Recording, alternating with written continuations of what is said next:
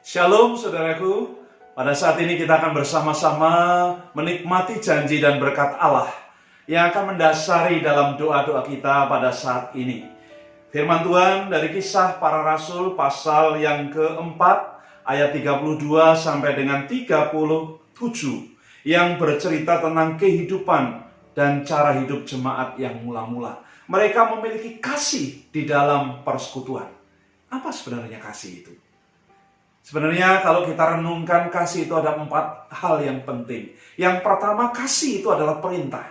Tuhan Allah datang dan memberikan kepada saya dan saudara perintah supaya kita saling mengasihi. Yesus datang dalam dunia karena dia melakukan perintah Bapa. Yang kedua, kasih itu adalah pilihan. Kita bisa memilih mengasihi atau tidak. Tuhan Yesus memilih untuk mengasihi manusia.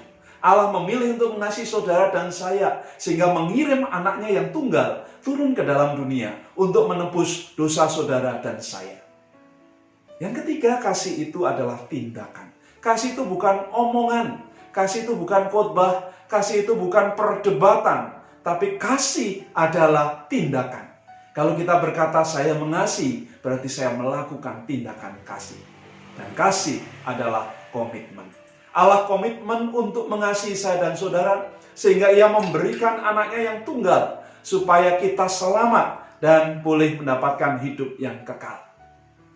Dalam kisah bacaan kita, Kisah Rasul pasal yang keempat, ini jemaat yang mula-mula mereka hidup sehati, mereka hidup sepikir, mereka saling memperhatikan satu dengan yang lainnya. Tidak ada lagi hal-hal yang negatif, tidak ada lagi kecurigaan, tidak ada lagi kekhawatiran. Yang ada adalah saling percaya. Inilah persekutuan yang luar biasa. Ada ciri-ciri yang kita mau renungkan hari ini. Dalam kondisi-kondisi kita seperti ini, sebenarnya ini spirit yang baik yang kita boleh kembangkan. Dari bacaan kita, Kisah Rasul 32 sampai dengan 37. Yang pertama yang menarik, kasih dalam persekutuan adalah spirit sehati dan sejiwa. Dalam ayat ke-32 dikatakan begini, adapun kumpulan orang yang telah percaya itu, mereka sehati dan sejiwa. Dan tidak ada seorang pun yang berkata bahwa sesuatu dari kepunyaannya adalah miliknya sendiri. Tetapi segala sesuatu adalah kepunyaan mereka bersama. Mereka sehati sejiwa. Apa sesungguhnya sehati sejiwa? Artinya hatinya sama.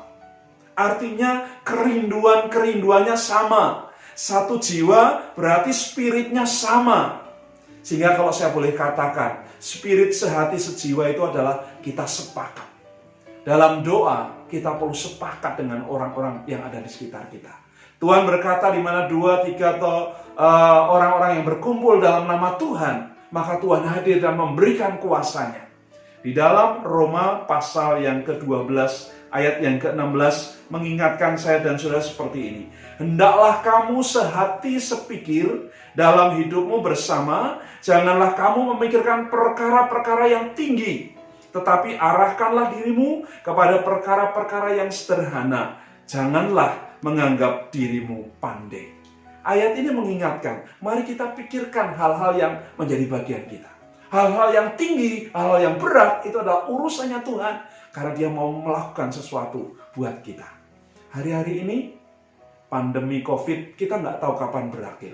Tetapi yang kita tahu, bahwa kita perlu sehati, kita perlu sejiwa, kita perlu sepakat bersama dengan orang-orang di sekitar kita, untuk memohon Allah memberikan kekuatan kepada saudara dan saya. Yang kedua, kasih dalam persekutuan adalah ketika saudara dan saya hidup dalam kasih karunia. Dalam Kisah Rasul 4 ayat 33 dikatakan seperti ini. Dan dengan kuasa yang besar, rasul-rasul memberi kesaksian tentang kebangkitan Tuhan Yesus. Dan mereka semua hidup dalam kasih karunia yang melimpah-limpah. Mereka hidup dalam kasih karunia yang melimpah-limpah. Artinya bahwa mereka punya dasar hanya karena kemuliaan Allah saja. Mereka berkata bahwa kita hidup itu sebenarnya adalah anugerah Tuhan. Kita bisa bekerja, anugerah Tuhan. Kita bisa hidup bersama-sama berdampingan karena anugerah Tuhan. Dan Tuhan berkata, oleh anugerahnya kita menjadi hidup. Jadi kalau kita bisa simpulkan bahwa sebenarnya hidup itu adalah hanya yang kita terima dan kita kelola. Itu adalah anugerah. Sesuatu yang tidak layak kita terima, tetapi Allah berikan dan khususkan buat kita, sehingga kita menerimanya dengan sukacita yang besar. Dalam suratnya Rasul Paulus kepada jemaat Korintus di 1 Korintus 5 ayat 10. 1 Korintus 5 ayat 10 mengatakan kepada kita seperti ini. 1 Korintus pasal 15 ayat 10. Tetapi karena kasih karunia Allah, aku adalah sebagaimana aku ada sekarang. Dan kasih karunia yang dianugerahkannya kepadaku tidak sia-sia.